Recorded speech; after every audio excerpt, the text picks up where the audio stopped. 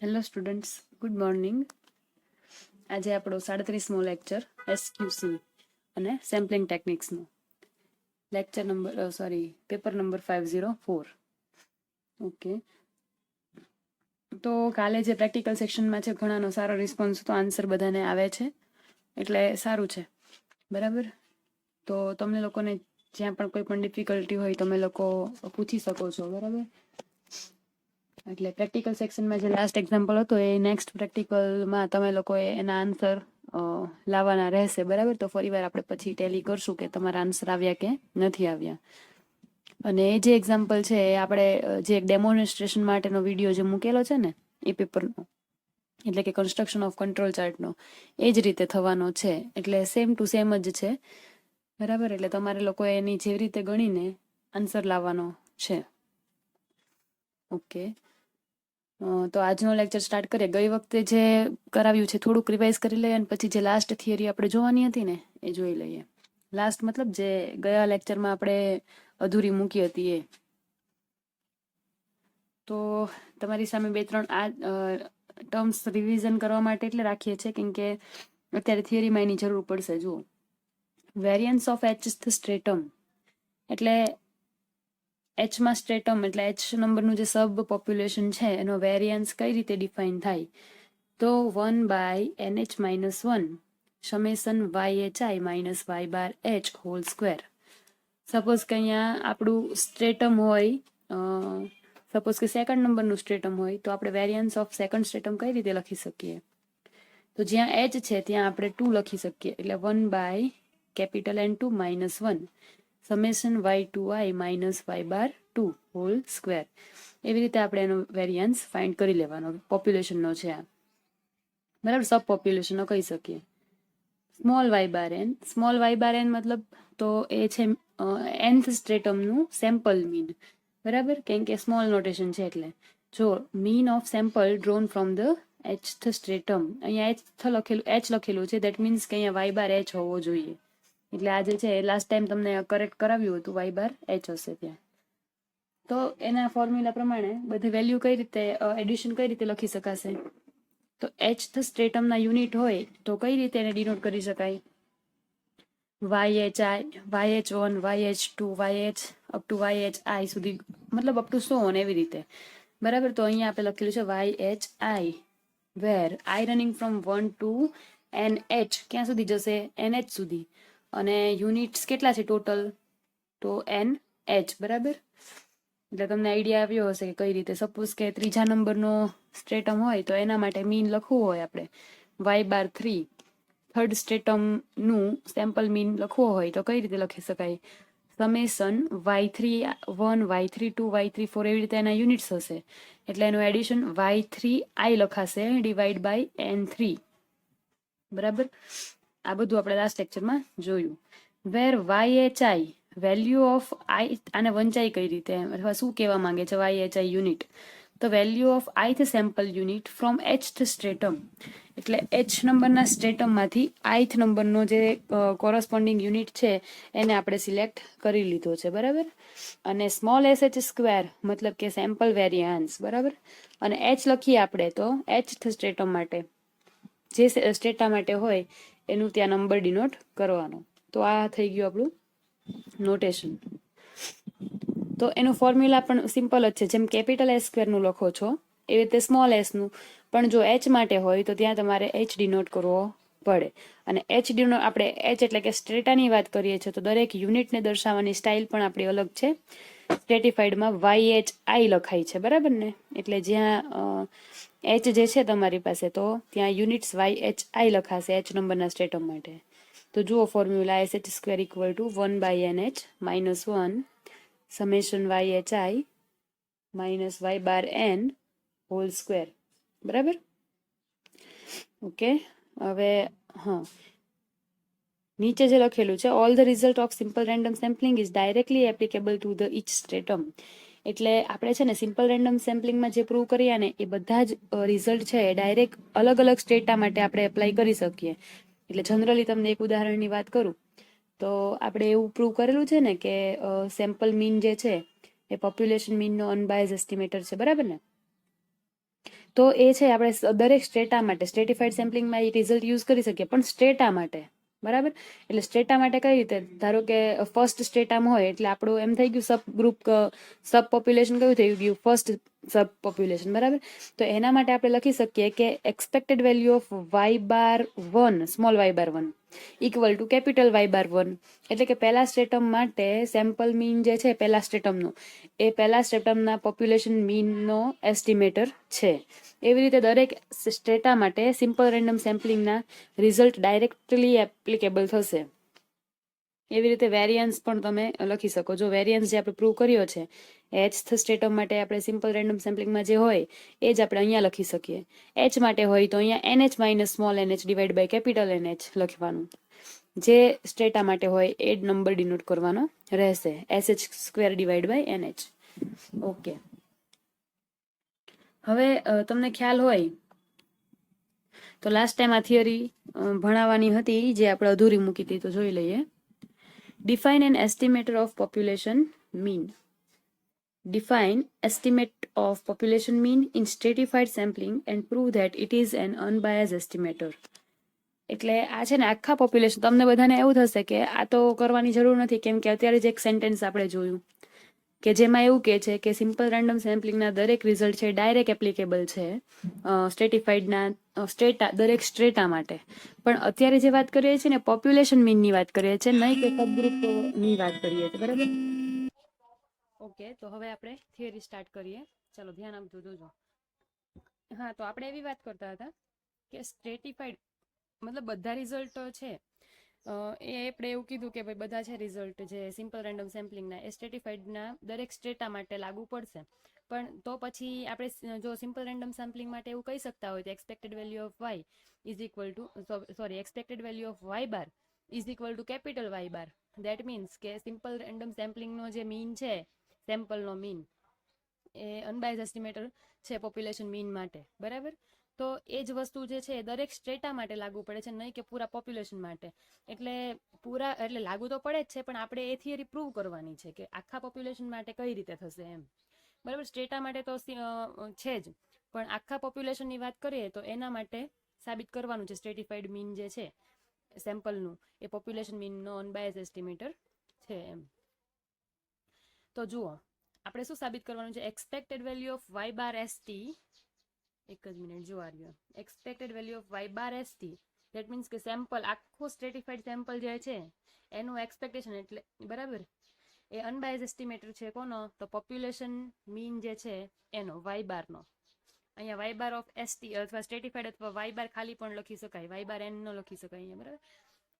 Sorry, હા બરાબર. તો આ આપણે પ્રૂવ કરવાનું છે. અહીંયા n નહીં આવે, અહીંયા ખાલી n કેન્સલ આઉટ કરી નાખજો. આ આપણે પ્રૂવ કરવાનું છે. Expected value of y⁻st is equal two y⁻. હવે આપણી પાસે આ રિઝલ્ટ તો છે જ. કયું? જો આ લખેલું છે કે દરેક સ્ટ્રેટા માટે, સપોઝ કે સ્ટ્રેટમ n સ્ટ્રેટમ હોય, nth સ્ટ્રેટમ લાસ્ટ વાળું, સોરી લાસ્ટ તો આપણું l છે ને, nth સ્ટ્રેટમ હોય તો y⁻n⁻ એનું એક્સપેક્ટેશન લઈએ તો એ કેપિટલ y⁻ni થાય. ધેટ મીન્સ એનો મતલબ શું થાય કે જો આ જે nth સ્ટ્રેટમનું સેમ્પલ મીન જે છે ને એ nth સ્ટ્રેટમના પોપ્યુલેશન મીનનો અનબાયસ એસ્ટિમેટર થાય એમ. એટલે સ્ટ્રેટા માટે તો સાચું જ છે, પણ આપણે પોપ્યુલેશન માટે કરવાનું છે આ ટર્મ, બરાબર. સબ પોપ્યુલેશન માટે સાચું છે, આપણે સ્ટ્રેટા માટે કરવાનું છે. તો expected value of y⁻st is equal two y⁻n થાય. તો y⁻n ઇઝ ઇક્વલ ટુ આ જે છે y⁻n એટલે શું કહેવાય, ચલો આપણે પહેલા લખીએ એને, એક બ્લેન્ક પેજ પર લઈ લઈએ. ચલો, તો આપણે શેની વાત કરતા હતા, y⁻ ટોટલ પોપ્યુલેશન જે છે એના માટેનું મીન કેવી રીતે લખી શકાય, y⁻ સ્ટ્રેટિફાઈડ y⁻ એટલે કે આખા પોપ્યુલેશનનું મીન કેવી રીતે લખી શકાય, તો 1/N ડબલ સમેશન y. હવે આપણે શું લઈએ છીએ, h running from 1 to l અને i running from 1 to nh, બરાબર. એટલે કે અહીંયા શું લખશું આપણે, y⁻hi, બરાબર. આવી રીતે આપણે પોપ્યુલેશનનું સ્ટ્રેટિફાઈડ મીન બતાવી શકીએ, ટોટલ પોપ્યુલેશનનું, બરાબર ને. હવે અહીંયા જે તમે જુઓ છો y⁻hi આ ટર્મ આટલી, એને પણ આપણે કંઈક કહી શકીએ. જોજો આને, તો તમને ખ્યાલ હોય, 1 મિનિટ, હવે આપણે એને લખી લઈએ. તો જનરલ મીન આપણે લેવું હોય, સપોઝ કે એચથ સ્ટ્રેટમ કેપિટલમાં જ લખવાનું છે. એચથ સ્ટ્રેટમ માટેનું પોપ્યુલેશન મીન જોતું હોય આપણને, તો એનું ફોર્મ્યુલા શું થાય? YH ઇઝ ઇક્વલ ટુ, આઈ નથી અહીંયા, YH ઇઝ ઇક્વલ ટુ શું થશે? 1 મિનિટ. તો YH ઇઝ ઇક્વલ ટુ થશે 1/NH, કેમ કે પોપ્યુલેશન એચથ સ્ટ્રેટમની વાત કરીએ છીએ, સબ પોપ્યુલેશન H એનું મીન, તો 1/NH એની સાઇઝ ટોટલ, બરાબર.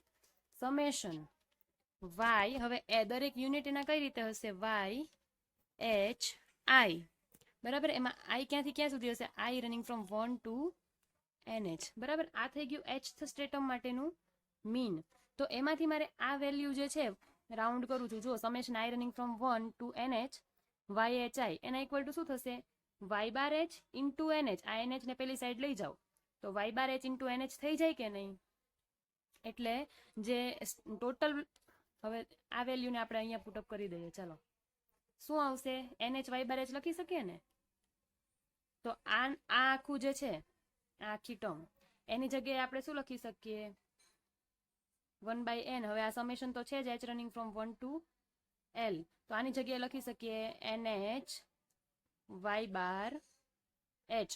આવું લખાય, બરાબર ને? ઓકે. હવે NH જે છે, બરાબર, અને અહીંયા જે છે આ N છે, આખો ટોટલ N, બરાબર, અને અહીંયા NH છે આ. હવે NH જે છે એને અહીંયા expectation Y bar of, sorry, અહીંયા જે છે કેપિટલ હતું ને? ઓકે, તો તમને અહીંયા સુધી સમજાયું હશે. હવે ડાયરેક્ટ અહીંયા લખવાની જગ્યા નથી, એટલે તમને આમાં બધું ગૂંચવાડો થઈ જશે. આપણે પાછા થિયરી તરફ જઈએ. આ સમજાઈ ગયું હશે આ ટર્મ કઈ રીતે આવે છે. તો જુઓ, મેં અહીંયા લખી લીધેલું છે, આ ટોટલ પોપ્યુલેશન મીન Y બાર, બરાબર. હવે આટલું ટર્મ જે છે એના is equal two NH Y bar H કઈ રીતના આવ્યું એ મેં તમને સમજાવ્યું, બરાબર. ઓકે, હવે તમને ખ્યાલ, અહીંયા જો મેં લખેલું છે, પણ લખેલું પણ બતાવેલું છે કે કઈ રીતે આવે છે. Y bar H is equal to summation I running from 1 to NH YHI divide by NH, એટલે એચથ સ્ટ્રેટમ માટેનું મીન છે આ, અને એના ઉપરથી અહીંયા આ વેલ્યુ આવેલી છે, બરાબર. હવે આગળ જોઈએ, જોજો. તો સિમ્પલ થઈ ગયું, આ જે લખેલું છે એઝ ઇટ ઇઝ. હવે આ NH અને Y બાર H એક્સપેક્ટેશન આપણે જે હતું ને એ અંદર લઈ જઈએ એટલે આ કેપિટલ Y બાર થઈ જશે. અને આમ પણ જુઓ, NH જે છે અને આ N, બરાબર. NH જે છે એ H રનિંગ ફ્રોમ 1 to ક્યાં સુધી છે? L સુધી છે. દેટ મીન્સ કે દરેક N નો સરવાળો, દરેક સબ પોપ્યુલેશન છે ને એના યુનિટ્સ નો સરવાળો. H ઇઝ ઇક્વલ ટુ 1 મૂકો એટલે N1, પછી N2, એવી રીતે NL સુધી. દેટ મીન્સ કે ટોટલ N થશે ને. મેં આપણે થિયરી સ્ટાર્ટ કરી ત્યારે સમજાવ્યું હતું કે બધા સબ પોપ્યુલેશનના યુનિટ્સનો સરવાળો કરીએ આપણે અપ ટુ સો ઓન, તો શું આવે? ટોટલ N આવશે, બરાબર. એટલે શું લખાશે? જુઓ, આ તો આખું N થઈ જશે અને ડિવાઈડ બાય N કેન્સલ થઈ જશે. અને Y બાર H જે છે, તો H running from where to where? 1 to L. તો દરેક મીન જે છે Y1 આવશે, H is equal two 1, Y2 up to YN સુધી જશે, સોરી YL સુધી જશે. તો દરેક સ્ટ્રેટાના મીનનો સરવાળો કરીએ તો આપણને ટોટલ મીન Y બાર મળી જાય. એટલે પ્રૂવ થઈ ગયું કે expected value of Y bar ST is equal two Y bar. Okay, તો હવે તમને ખ્યાલ આવ્યો હશે આઈ થિંક. અને અત્યારે આપણે ગૂગલ ક્લાસરૂમમાં જોઈ લઈએ છીએ, ચેક કરી લઈએ છીએ કેટલાય પ્રેક્ટિકલ કેલ્ક્યુલેટ કરેલા છે, બરાબર. તમારે મને કેલ્ક્યુલેટ કરીને લખીને સીટ અપલોડ કરવાની રહેશે, બરાબર, ફરજિયાત. અને તમને ટાઈમ છે, તમને 1 વીકનો આપવામાં આવશે. બને તો તમે બધા પ્રેક્ટિકલ ભેગા ન કરતા, કેમ કે ભેગા થઈ જશે પછી તમારે થશે નહીં અત્યારે, એટલા માટે. અને આ જે થિયરી ભણાવી છે એ પણ તમે લખી નાખજો. સારું, ચલો, તો અહીંયા આપણે આજનો લેક્ચર કમ્પ્લીટ કરી દઈએ. નાની એવી થિયરી હોય તો આપણે આગળ જોઈ લઈએ. આગળની જે થિયરી છે એની ખાલી ડિસ્કશન કરીએ, કેમ કે થોડીક વાર છે આપણે લેક્ચર કમ્પ્લીટ કરવામાં. તો તમને હું ખાલી કહી દઉં છું. જુઓ, આપણે છે ને શું ફાઇન્ડ કર્યું છે કે ભાઈ સેમ્પલ મીન જે છે પોપ્યુલેશન મીનનો અનબાઇઝ એસ્ટિમેટર છે in case of stratified random sampling, બરાબર. હવે સ્ટ્રેટિફાઈડ સેમ્પલિંગ જે છે એના સેમ્પલના મીનનું વેરિયન્સ આપણે મેળવશું. જેમ આપણે સિસ્ટમેટિકમાં મેળવ્યું અને સિમ્પલ રેન્ડમ સેમ્પલિંગમાં મેળવ્યું એવી રીતે આમાં પણ મેળવવાનું છે. ચલો, કોઈને યાદ હોય તો યાદ કરો તમે લોકો, મારી સાથે બોલી પણ શકો તમે લોકો. વેરિયન્સ ઓફ સિમ્પલ રેન્ડમ સેમ્પલિંગમાં વેરિયન્સ ઓફ Y બાર શું થાય?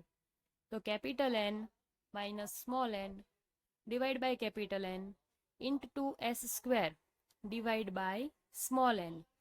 હવે તમારા માટે એક ક્વેશ્ચન છે, બરાબર? આ ક્વેશ્ચનનો આન્સર તમે કમેન્ટમાં લખી દેજો આપણે ક્લાસરૂમમાં, એટલે મને ખ્યાલ આવી જાય કે આ જે હું બોલી અત્યારે સિમ્પલ રેન્ડમ સેમ્પલિંગનું વેરિયન્સ ફોર વાય બાર, બરાબર, એમાં જે એસ સ્ક્વેર આવે છે એ એસ સ્ક્વેર પોપ્યુલેશન વેરિયન્સ છે કે સેમ્પલ વેરિયન્સ છે, બરાબર? તમારે કમેન્ટમાં આન્સર લખવાનો છે એટલે મને ખ્યાલ આવી જશે સાચો છે કે ખોટો. ઓકે, તો હવે આપણે પ્રૂવ જે કરવાનું છે variance of Y bar S T next લેક્ચરમાં. આ લેક્ચરમાં થશે નહીં કેમ કે લાંબી થિયરી છે. અને એના પછી આપણે જોશું પ્રોપોર્શનલ એલોકેશન. એલોકેશન જે છે સેમ્પલિંગના એ થિયરી આવશે, અને ઓપ્ટિમમ એલોકેશન. એક્ઝામની દ્રષ્ટિએ ઇમ્પોર્ટન્ટ ટોપિક હવે ચાલુ થશે, ઓપ્ટિમમ અને પ્રોપોર્શનલ એલોકેશન. અને પછી આપણે એના એક્ઝામ્પલ્સ જોઈ લેશું. પછી આપણે લાસ્ટમાં એક રિલેશન બતાવવાનું છે કે વેરિયન્સ ફોર ઓપ્ટિમલ પ્રોપોર્શન જે શીખી જશું ને પછી, કે રેન્ડમ સેમ્પલિંગનું વેરિયન્સ છે એ બેસ્ટ છે કે પ્રોપોર્શનલ વેરિયન્સ છે એ બેસ્ટ છે કે ઓપ્ટિમમ વેરિયન્સ છે એ બેસ્ટ છે. તો એ બધું એની થિયરી એક આવશે,